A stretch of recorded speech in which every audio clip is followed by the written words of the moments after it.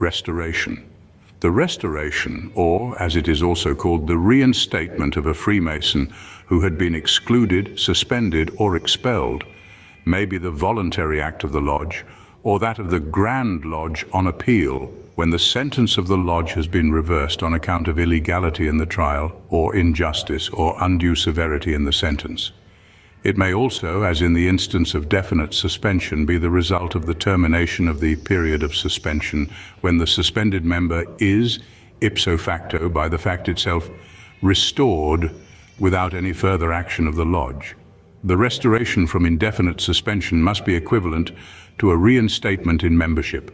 Because the suspension being removed, the offender is at once invested with the rights and privileges of which he had never been divested, but only temporarily deprived.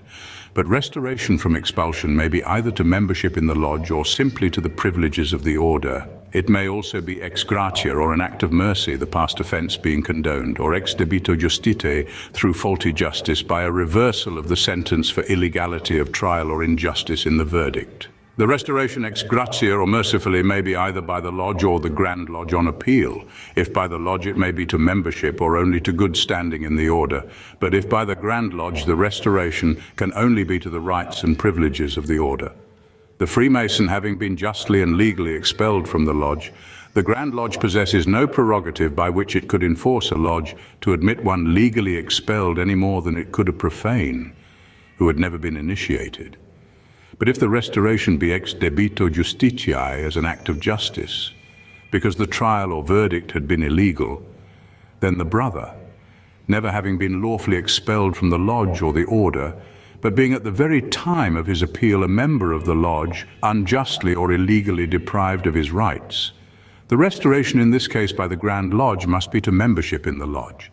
Any other course, such as to restore him to the order but not to membership, would be manifestly unjust.